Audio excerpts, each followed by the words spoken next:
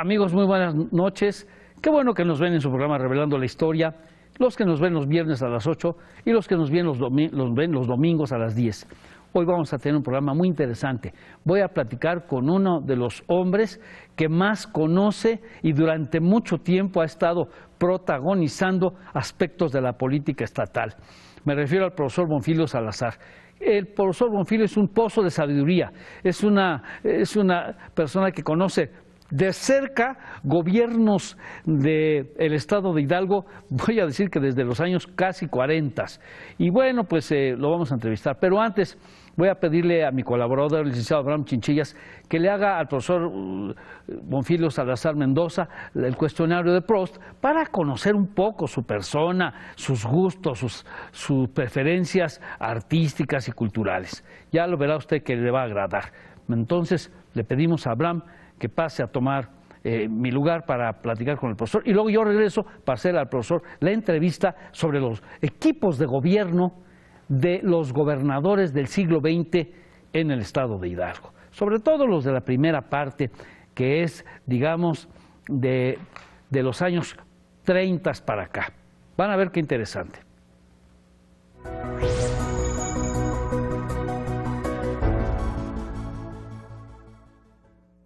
Amigos de Revelando la Historia, en esta ocasión vamos a hacer la presentación de nuestro invitado un tanto cuanto diferente a lo tradicional, y es haciendo este cuestionario, el cuestionario Proust, que ya también hemos aplicado a otros invitados a Revelando la Historia. Profesor, muchas gracias por permitirnos hacerle estas preguntas. Resaltan pues rasgos de carácter y que tienen que ver con lo humano y con lo personal. El rasgo principal de su carácter, profesor. Bueno, de buen humor y siempre dispuesto a aprender. La cualidad que prefiere en un hombre. Verticalidad, entendiéndose esto como honestidad y congruente con su quehacer y con su pensar y decir además. Claro, muy bien. La cualidad que prefiere de una mujer. Bueno, desde luego inteligencia. Un rasgo muy importante. Lo que más aprecia de sus amigos. Que sean gentes conectadas y con compromiso social. Y de ellos tenemos muchos. Por fortuna. ¿Su principal defecto? A lo mejor un poco egoísta y además a lo mejor rayando en la soberbia en algunos casos. Bueno, es una pregunta difícil, sin duda. Sí, sí. Para cualquiera contestarla, ¿no? Bueno, ¿su ocupación preferida? Enseñar. Ah, muy bien. ¿Su sueño de felicidad? Diría estar bien en el sentido de esas relaciones con mi entorno, ¿no? Claro, que va más allá de lo familiar a veces. Así es, ¿no? a veces más allá de lo familiar. ¿Cuál sería para usted la mayor desgracia? La mayor desgracia, esa pregunta también está tan difícil como las anteriores, pero la mayor desgracia es a veces no poder comunicarnos. Bien. ¿Quién querría ser? Nunca lo he pensado, pero pues me gusta ser como soy. Algún personaje en particular, no sé, alguien que tuviera esa capacidad de discernimiento y de lógica que en este momento me cuesta trabajo entenderlo, ¿no? O saber de quién hablaría, ¿no? Claro. ¿El país donde querría vivir? Indudablemente México. Claro. ¿El color que prefiere? Los tonos abstractos, pero en particular el azul. El azul, muy bien. ¿La flor que le gusta más? Pues diría yo que la rosa, de la rosa por todo lo que encierra en la poesía, diría yo. Claro. Más influenciado por la poesía, pero la rosa está bien. La poesía y la música popular tiene mucho que ver con la rosa. ¿El ave que prefiere? Colibrí. El colibrí. ¿Sus autores preferidos en prosa?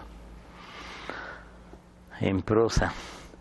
Bueno, es también muy difícil manejarlo, pero yo estaría pensando, en razón de la entrevista de hoy, lo primero que me saltó es Luis Espota. Luis Espota, claro. Un gran prosista mexicano. ¿Sus poetas preferidos? Bueno, hablaría por los hidalguenses. Hay a nivel de nuestros poetas nacionales muchísimos de quien hablar, pero yo pensaría en alguien que pocas veces le recordamos, el profesor Benito García Torres, don Genaro Guzmán Mayer, hidalguenses, por supuesto, de altísimo valor. Ya estaríamos hablando después de Rebolledo y otros más, ¿no? Claro, sí, poetas importantísimos, no solo para la literatura de Hidalgo, sino también la mexicana en general, de altos vuelos, como bien dice. Sus héroes de ficción. Mis héroes... Bueno, estaba yo pensando en Zapata, pero hablamos de ficción. Sí. Hubo un personaje en cómics de hace muchos años que se llamaba El Espíritu, un detective que vivía en una tumba ya en un lugar de extraño en Estados Unidos, pero era un personaje que además de ser un detective tenía esa actitud de relacionarse siempre con los asuntos difíciles, ¿no? El espíritu. El espíritu, muy bien, ahí está. Sus heroínas preferidas de ficción. Bueno, pues estaría pensando en que no es propiamente de ficción, no encuentro a ninguna. Siempre las heroínas las he ubicado a la mujer como una persona que está ahí muy presente ante los problemas y demás, pero ya en esas condiciones, bueno, pues una soldadera que no sabemos quién es, pero que estuvieron muy cerca del movimiento sociales de la revolución. Digamos, en el ideario colectivo en mexicano, el ideario, ¿no? exacto. Claro. Sus compositores preferidos. Si era de clásico, parecería presunción, pero Rossini es uno de ellos, ¿no? En cuanto a música mexicana, bueno, hay muchísimo, pero estaría hablando de autores mexicanos.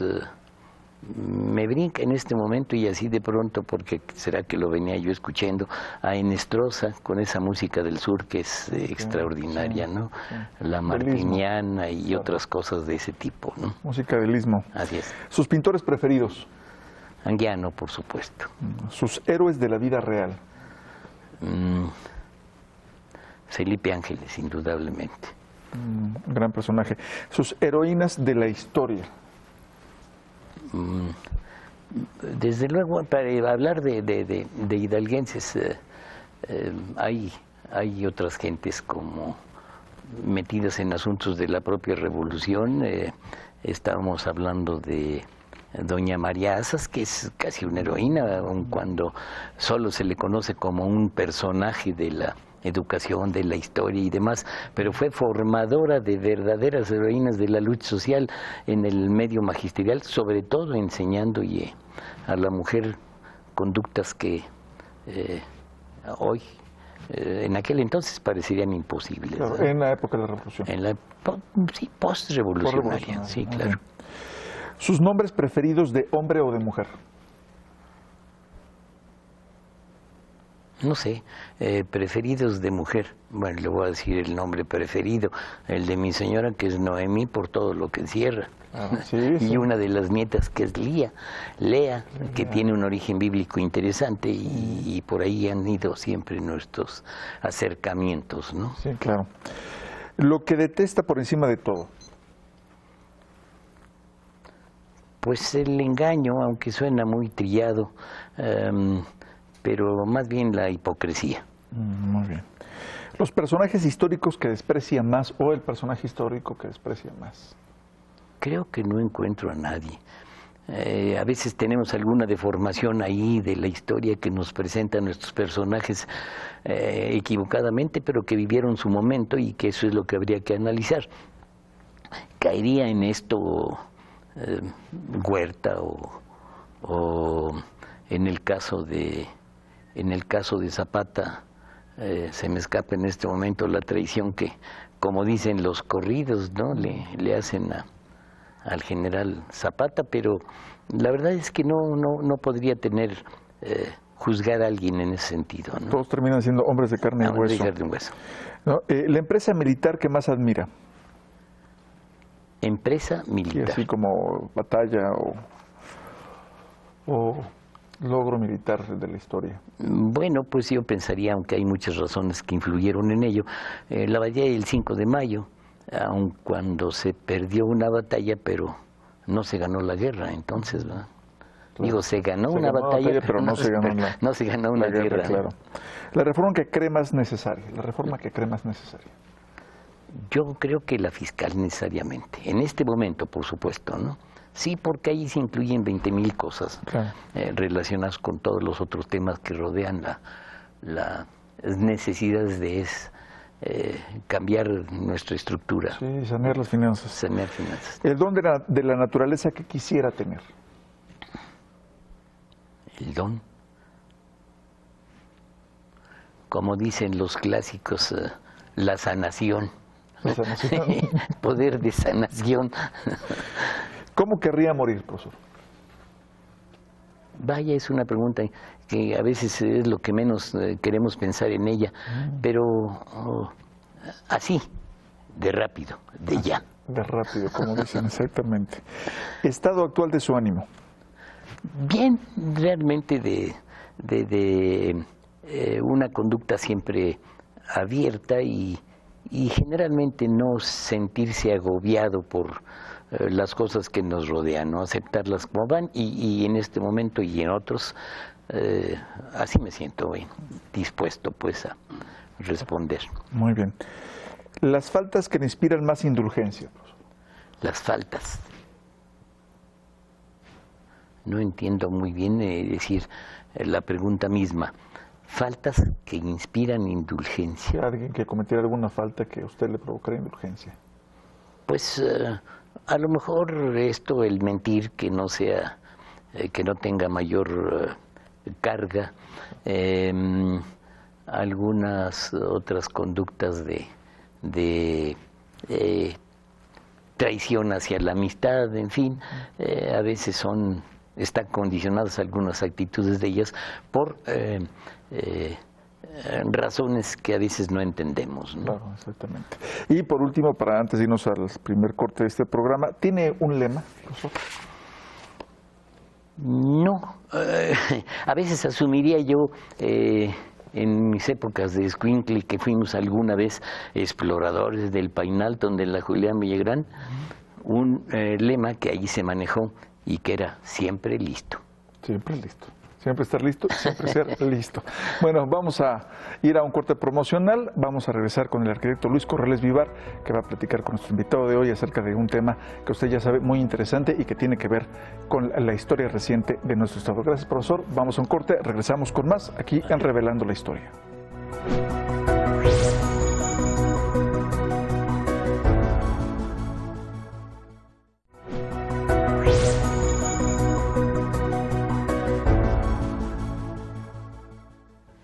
Amigos, ya estamos de regreso. Vamos a entrevistar y platicar, más que entrevistar, vamos a platicar con el profesor Bonfilio Salazar Mendoza. Como les dije a ustedes hace rato, es un hombre, pero de mucho conocimiento en el ámbito político, porque él desde muy joven estuvo metido en las cosas políticas, que a mí me interesan mucho. Mire usted, para mí hay un hueco en la investigación histórica del Estado, que es un hueco como de los años 40 a los 60. Esos 20 años hay un poco de nebulosidad, como que no sabemos bien cómo estuvieron las cosas y todo, porque poco se ha publicado al respecto. Sí, claro que debe haber y hay mucha información documental y fotográfica. Pero bueno, vamos a platicar con el profesor. ¿Desde cuándo, desde qué gobernador está usted enterado de lo que sucede en el Estado, profesor? Bueno, estaría hablándole de don Quintín Rueda Villagrán. De don Quintín Rueda Villagrán. Era entonces alumno de la Escuela Normal Benito Juárez y le coordinaban una serie de actividades, se coordinaban actividades de orden político con el profesor Florentino Gómez Estrella. Claro, don Florentino, papá de los cuates Gómez Estrella. Claro, el director de entonces el Departamento de Educación Física, era mi maestro. Y algunas veces el profesor Gómez Estrella, que daba clases de dibujo, faltaba con alguna frecuencia en instituciones como Hijas de Allende o la propia Normal, donde era maestro, y pues siendo su alumno me mandaba a dar clases, a suplirle. Esto me acercó mucho con él y estuvimos muy cerca de aquellas épocas, campañas de del gobernador, para presidente don Miguel Alemán, y algunas otras actividades que él coordinaba con ese extraordinario equipo de profesores de educación física, que dos de ellos, ¿cómo sería la presión a los que le sometía, que dos de ellos les decíamos los esclavos de don Florentino? ¿Y como algunos, quiénes eran, profe?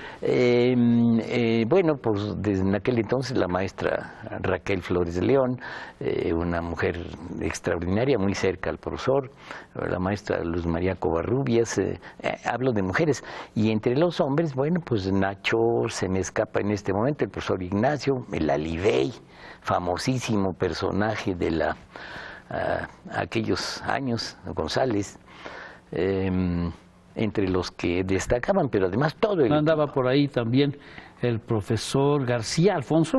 Sí, pero Alfonso García no estaba dentro del equipo de trabajo. Él fue maestro de educación física de Hijas de Allende, internado Hijos del Ejército, Julián Villagrán, por supuesto, pero no formaba parte de ese equipo de trabajo. Más era un elemento para escuelas particulares.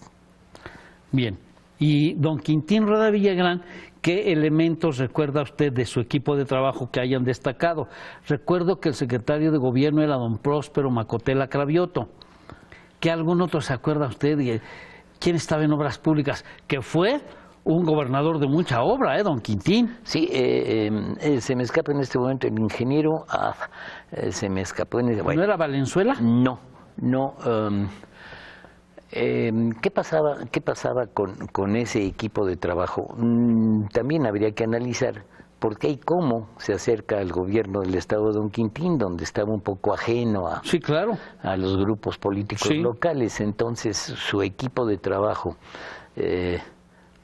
vaya, en este momento estaba yo pensando en el ingeniero, pero vaya, otra de las gentes, el ingeniero Morapiña, yo creo que sería uno de los gentes más cercanas a ese gobierno de don Quintín, encargado de las cuestiones de agricultura, ganadería, gente de una enorme capacidad de trabajo. ¿No tenía que ver con don Prudencio Mora? Sí, claro, ¿Era su papá o qué era?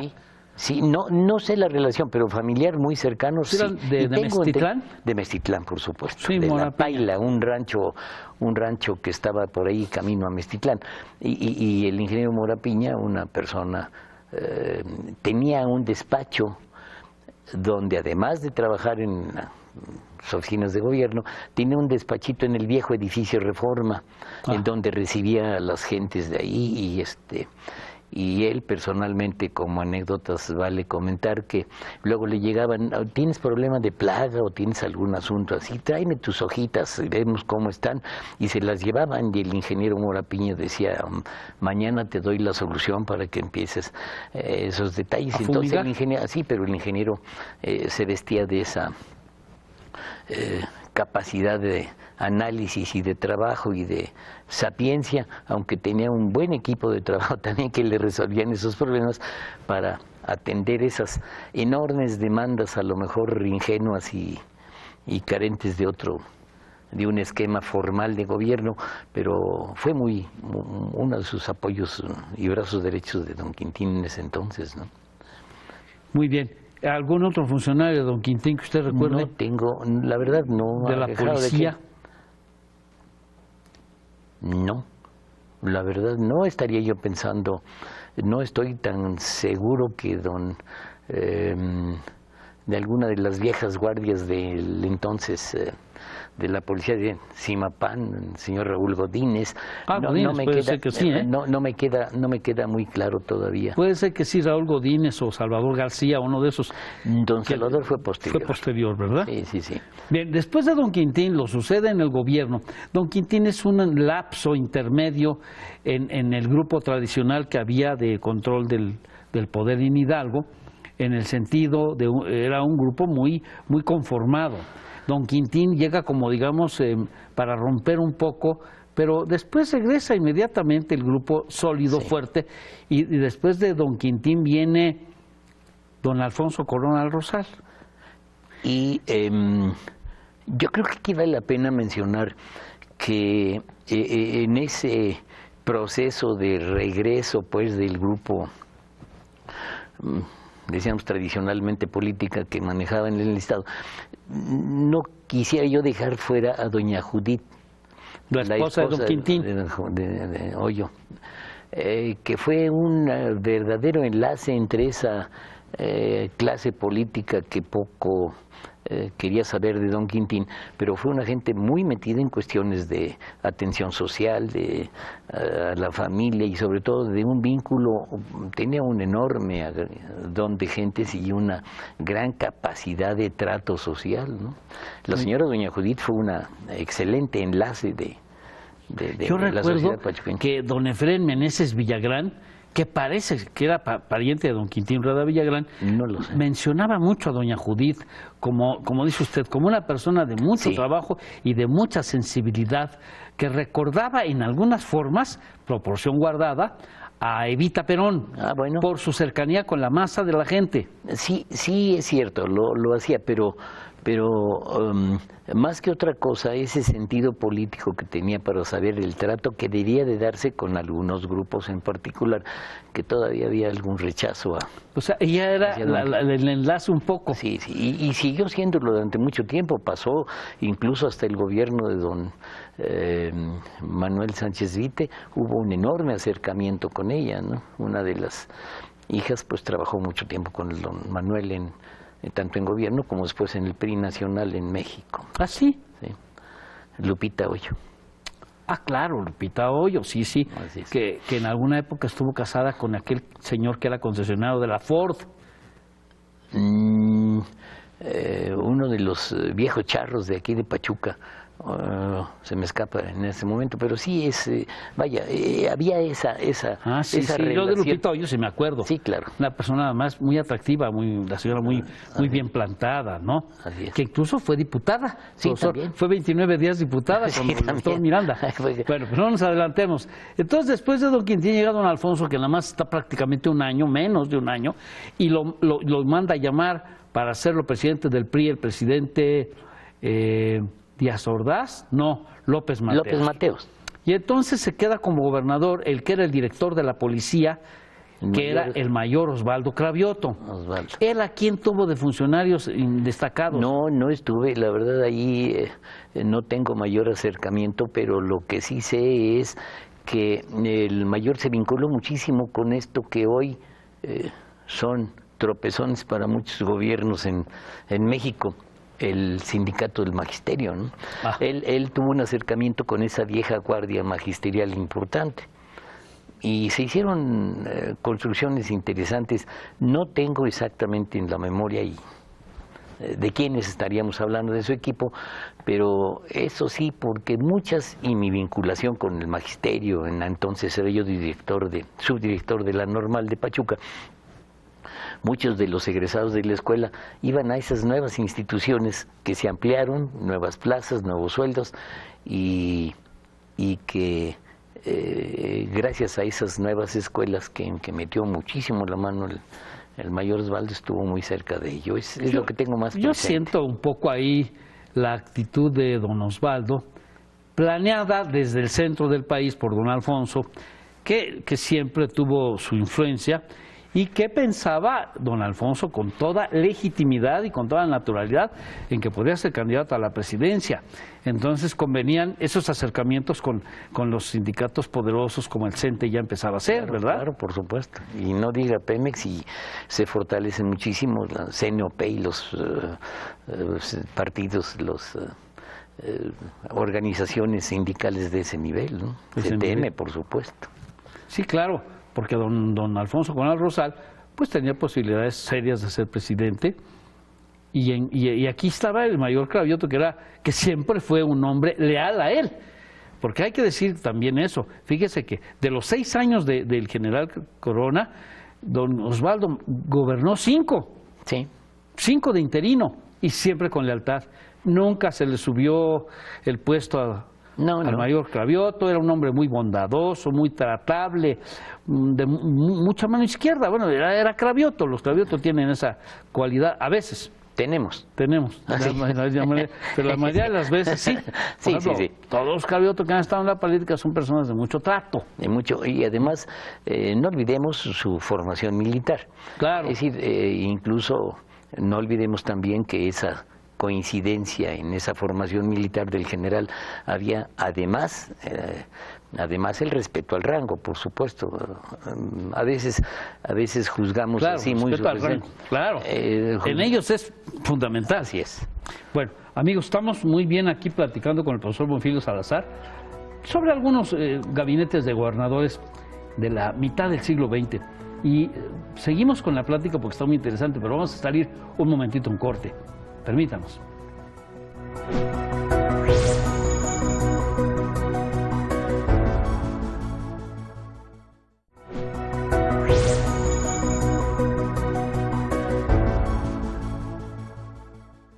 Aquí estamos ya nuevamente, amigos. Seguimos platicando con el profesor Bonfilio Salazar. Profesor, y entonces después de don Osvaldo Cravioto llega al gobierno el licenciado Carlos Ramírez Guerrero, de origen universitario, profesor universitario, muy querido entre la tropa estudiantil, hombre de una gran cultura humanista, conocedor de los clásicos de la mitología, de la literatura griega y romana, etcétera. Y él ya, bueno, en ese régimen yo también ya empiezo a fijarme, yo era un estudiante, pero me gustaba. Y me acuerdo, le decíamos hace rato, usted y yo platicábamos que tuvo en su gabinete al ingeniero Arturo Peón Ancona, estuvo también, creo, el profesor Hernández Lara, el licenciado Jorge Duarte empezaba también. Yo recuerdo también ahí a el licenciado Rubén Licona Ruiz, que creo que fue el secretario de gobierno. Fue el secretario de gobierno, sí. Y también al licenciado Domingo Franco Sánchez. En los últimos meses de su... En los últimos meses, así ¿no? Es. ¿Y qué otro funcionario importante le tenía don Carlos Ramírez o alguna cosa particular que se acuerde usted de su equipo? Bueno, eso lo que comenta, siempre estuvo rodeado de gentes de muy alto nivel, muchos en el caso de don Domingo cuando se concluye su periodo, pues es presidente del Tribunal Superior de Justicia, en fin, y siempre gentes muy, muy conocedoras. Yo en este momento se me viene a la cabeza alguien que se encargó de las finanzas, de la contabilidad y del manejo interno, lo que sería entonces un oficial mayor que se encargaba de todo en la administración.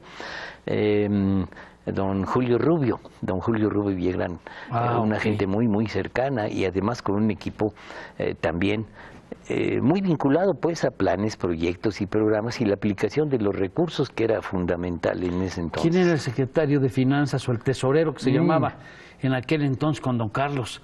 Yo quiero acordarme quién era el tesorero de don Carlos Ramírez, pero yo no... Pues estaría pensando en don Julio Rubio. Probablemente don Julio Rubio Villagrán, porque ¿verdad? Había ahí un equipo de gentes muy cercanas en donde todo giraba alrededor de las decisiones y del presupuesto, ¿no? Que lo que significaría invertir en qué y cómo, ¿no? Sí. ¿Cuál era la participación del gobierno estatal en la SEP, en la educación? La Secretaría, bueno, en la parte que le correspondía estaba un buen número de maestros federalizados que pagaba el gobierno del Estado. El problema que hasta la fecha muchísimos exalumnos de la escuela normal más tarde incorporados a las tareas educativas, pues no pudieron jubilarse porque esos años en que ejercieron su tarea de docentes, pues no fueron reconocidos porque no se contribuía al ISSSTE, pues al Instituto de Servicios de Seguridad Social, y esos tiempos no fueron reconocidos para poderle otorgar la pensión que se merecían, porque sí lo pagaba el gobierno, sí había plazas federalizadas y más tarde se federalizan todos ellos cuando alrededor del periodo de la época de la administración siguiente de don Manuel Sánchez Vite y donde cambia ya la Dirección de Educación Pública en Pachuca para formarse ya la delegación de la Secretaría de Educación en Hidalgo, ¿no? Recuerdo que al terminar el régimen de don Carlos Ramírez Guerrero, es presidente de la República, bueno, Díaz Ordaz, y hay una cierta intención, ya interviene un poco ahí el licenciado Luis Echeverría, que era secretario de Gobernación, en romper otra vez un poco con el liderazgo que tenía la familia del poder, los cercanos del grupo que controlaba el Estado.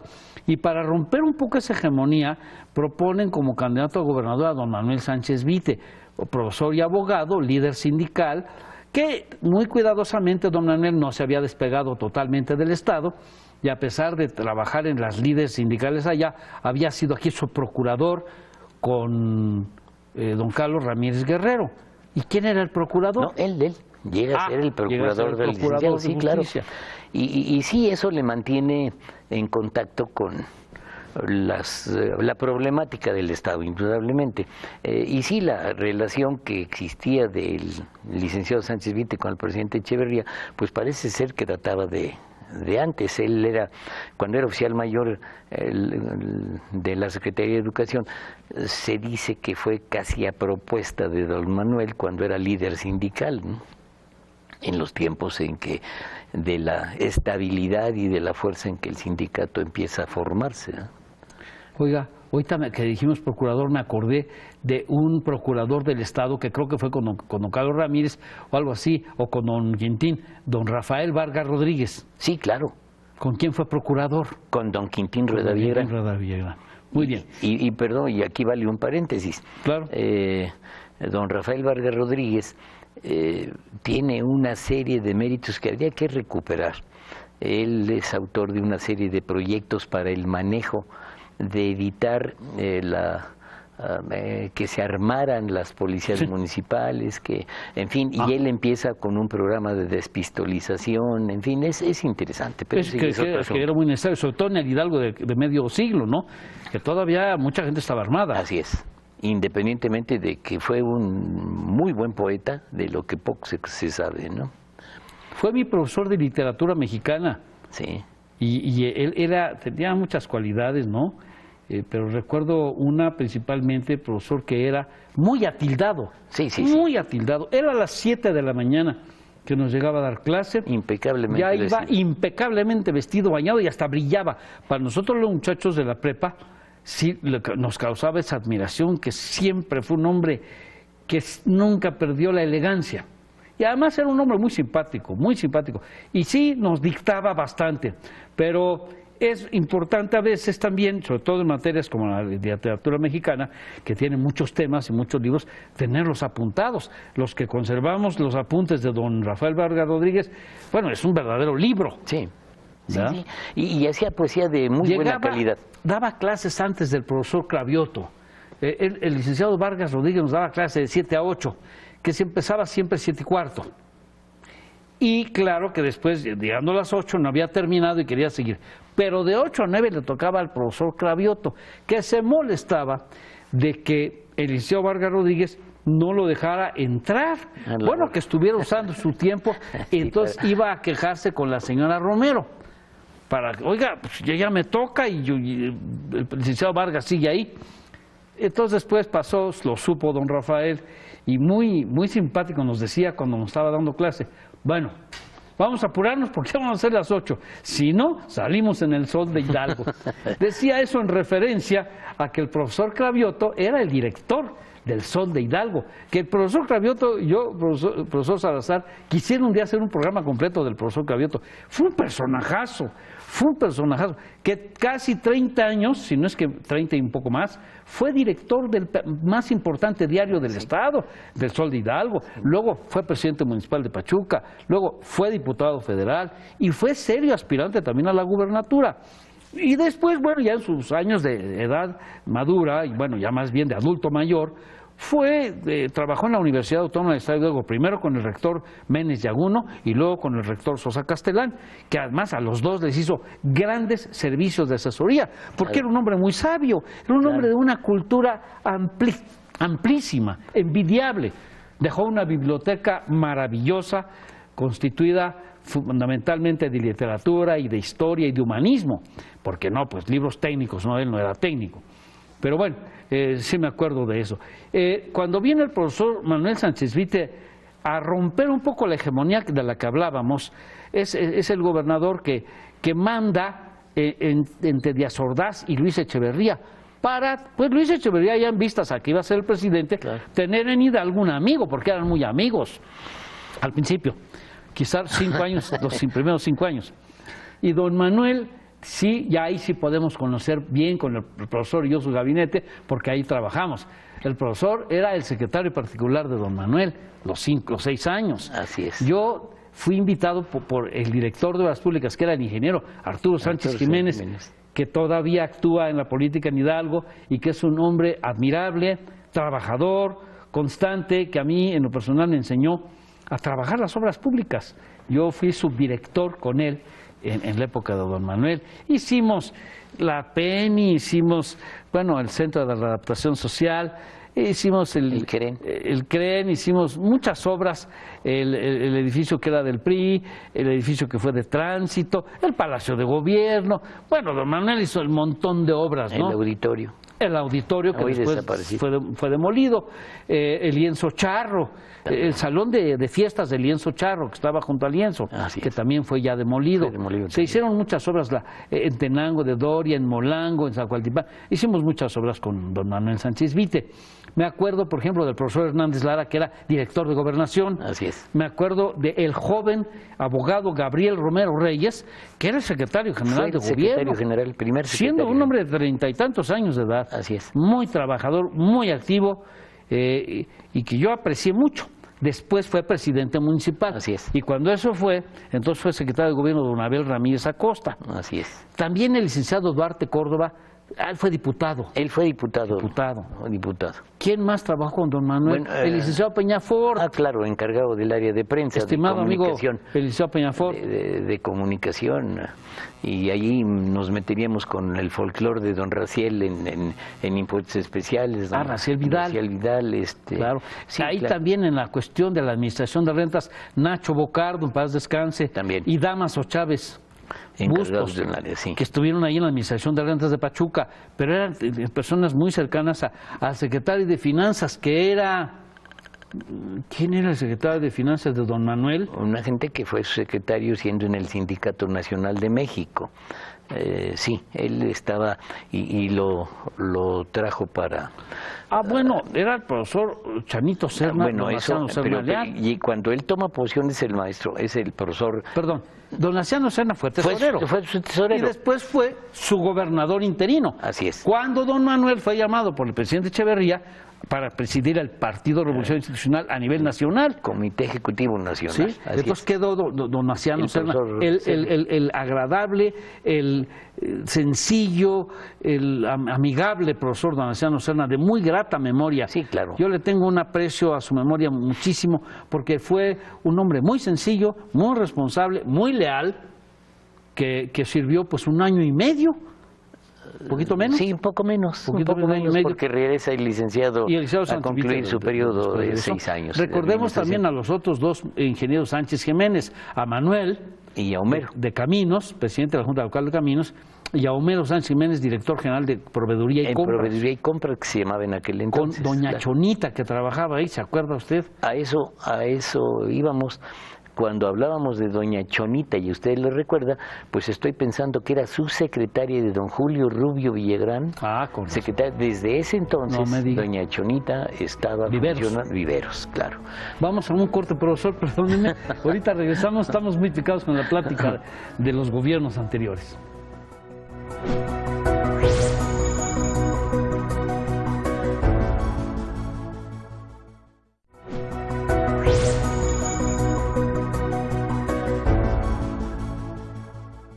Muchas gracias, amigos. Agradezco la participación en la producción de Rolando García, de Héctor Zamora Tallabs, de los camarógrafos, de los productores, de todos los jóvenes que trabajan aquí en Radio y Televisión de Hidalgo. Ahora estamos grabando en el propio canal, y que agradezco mucho su participación. Y con el profesor Monfils lo sigo platicando. Estábamos hablando del régimen de don Manuel Sánchez Vite.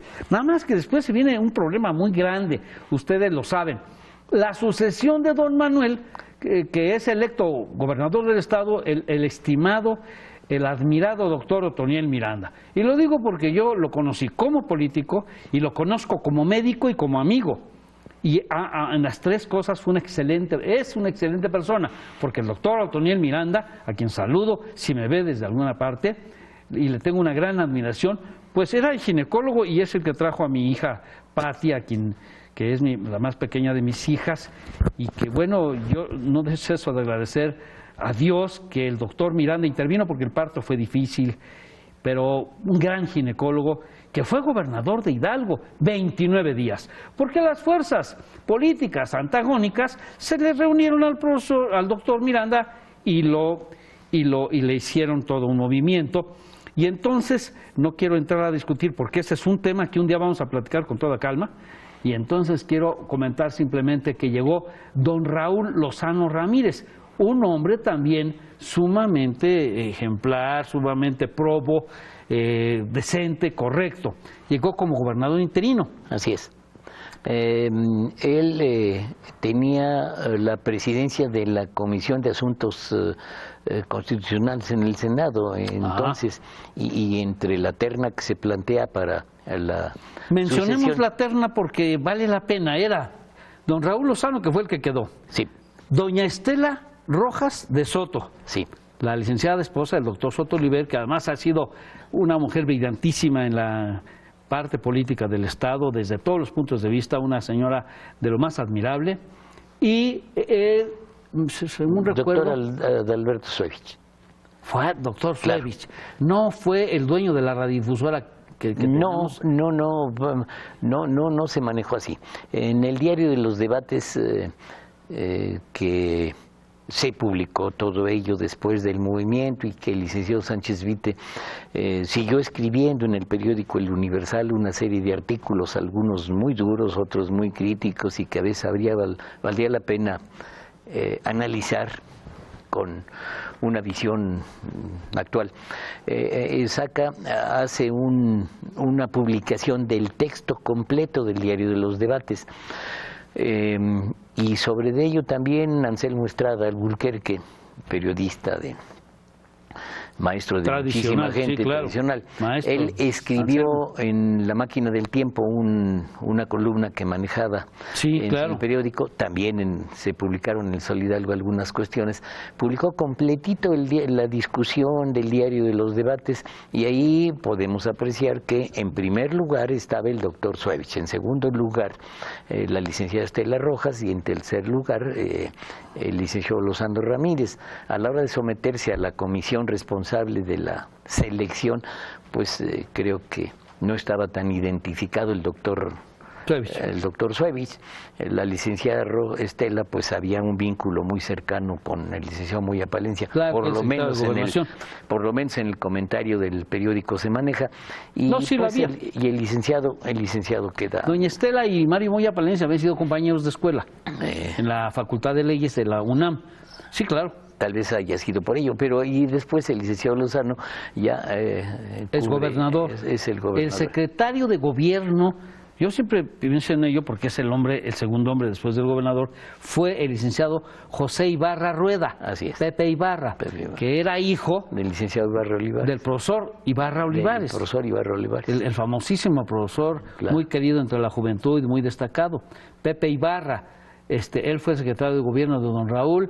Hubo ahí otros profesores como el profesor, quiero acordarme de su nombre, pero ahorita me falla la memoria. Bueno, en la cuestión de las obras públicas estuvo el ingeniero Hernández, sí, que es el papá de la actual funcionaria federal, Paula Hernández. Paula. ¿Cómo se llama el ingeniero? Ay, si es mi amigo. Sí, que tenía en aquel entonces, empezaba con una fábrica de cosas, cicladas y herramientas aquí en San Antonio del Monte. Sí. Ahí será recordado, creo que es la única vez en que de manera masiva y general para Pachuca se pusieron todas las banquetas deterioradas de la ciudad. No, es que a don Raúl Lozano, el presidente Echeverría lo mandó con mucho dinero para justificar lo que había pasado, ¿verdad? La intromisión del gobierno federal en la sucesión en Hidalgo, etcétera, y un poco para opacar la obra tan grande que había hecho don Manuel. Bueno, pues estas cosas, pues a nosotros nos beneficiaron, a los pachuqueños. Se pintaron las fachadas de todas las casas de los cerros. Así es. Pachuca se veía precioso. Se pavimentaron de asfalto muchas calles. Y todo esto lo dirigió este ingeniero Hernández. Sí, sí, el papá de Paula. Ahora, Salomón Hernández, Salomón, claro. el ingeniero Salomón. Papá de Paula. Estamos hablando de esa obra que se veía, pero hay otra que donde también hubo dinero, mucho dinero para manejarse, es en la restitución de algunas redes de infraestructura hidráulica. Se manejaron algunas cosas también en función de el las agua de estaciones Pachuca, boteo, el agua de Pachuca. que siempre había sido un problema. Así es. Que yo diría que habría que arrastrar algunas cuestiones de la época de don Manuel, que él decía que para poder surtir a los barrios altos había que poner en la punta de los cerros tanques para que por gravedad bajara, ¿no? Pues así se hizo. Así se hizo. Porque además don Manuel era un hombre muy práctico. Así es. Y entonces, sí, se construyeron los tanques en los barrios altos, y se bombeaba los tanques de los barrios altos. Cuando había presión hidráulica, decían entonces, ¿no? Cuando había presión llegaba solita. Así es. Ya después se bombeaba, a 8 horas se bombea a los tanques y ya bajan después por gravedad a las casas, ¿no? En la red. Sí, muchas cosas hizo don Manuel también que, como dice usted, no se ven, porque toda la obra de infraestructura, amigo y amiga, pues está enterrada. Ahora la moda en urbanismo en todo el mundo es que no se vean las instalaciones ni hidráulicas, ni sanitarias, ni eléctricas, ni de cable, ni de internet, ni de gas, ni de no se vean. Tienen que ser subterráneas. Y tienen sus riesgos, pero también tienen sus ventajas, ¿no? Pero esa obra al político no le gusta luego mucho porque no se ve, se siente, pero no se ve cuando se está haciendo la obra, ¿no? Es más fácil hacer una remodelación, por ejemplo, la que se está haciendo ahorita en el centro histórico, en que, bueno, es notable lo que se está haciendo, que hacer una obra escondida y subterránea, pero son quizá las obras de infraestructura las que le dan base a todo lo demás. Porque yo creo que en esto que, a propósito de la remodelación del centro, sí valdría la pena hacer algún comentario, que uno de los asuntos difíciles y riesgosos que no le han entrado es el problema ese de revisar esa infraestructura hidráulica de la que hablamos, que tiene 60 años y en algunos casos más en el centro histórico, y que eso sobre todo en algunas calles, porque en por ejemplo, algunas calles, en lo que es Plaza Independencia y eso pues ya se restituyó, pero hay otras calles del centro histórico que antes de pavimentarlas había de revisarse la red de agua, que como dice usted, profesor, tiene 60 años. Y en muchas calles y en las nuevas colonias fue don Raúl Lozano en que metió esto, y las banquetas. Siendo gobernador interino don Raúl Lozano, que fue gobernador provisional, el Partido Revolución Institucional postula como candidato al licenciado Jorge Rojo Lugo y gana y toma posesión el 7 de septiembre de 1975. Pero ¿qué cree, amigo? Que ya se nos terminó el tiempo a nosotros, así como se le terminó el tiempo a don Raúl Lozano Ramírez y dio paso a que llegara don Jorge Rojo Lugo, que habríamos de platicar. Ya también el licenciado Rojo Lugo descansa en paz. Fue un hombre muy, muy interesante de platicar de él, por una inteligencia natural que tenía y una visión política verdaderamente sorprendente, pero que pues habremos de platicar de su obra en otro programa, profesor. Pues yo creo que queda usted emplazado para en otra ocasión que sigamos echando esta plática. Sí, ya hay cosas que ver. Y también valdría la pena, ahora que menciona al licenciado Murillo, pensar que fue secretario general del licenciado don Jorge. Claro. Y cuántos habría que pensar, cuántos secretarios generales de gobierno con esa experiencia llegaron, como lo estamos presenciando ahora, a ser gobernadores de nuestro estado. Sí, sí, claro. Yo diría que sería el licenciado Murillo uno de los primeros, el licenciado Osorio. Bueno, Manuel Ángel Núñez. También Manuel Ángel Núñez llegó a gobernador habiendo sido secretario de gobierno. Pero eso pues ya nos toca, porque el tiempo no nos duró, se nos fue rápido, y platicamos de historia, y pues programas para el fin de año, de tal manera que nos hemos pasado un rato muy a gusto. Agradezco mucho al profesor Bonfilio Salazar Mendoza, extraordinario político, hombre de cultura, combatiente social, es un luchador social, pero con mucha educación, con mucha precisión. Su presencia en el programa, profesor. Muchas gracias, arquitecto. No, al contrario. Muchas gracias, amigos. Revelando la historia. Nos vemos dentro de 8 días. Muchas gracias por su presencia.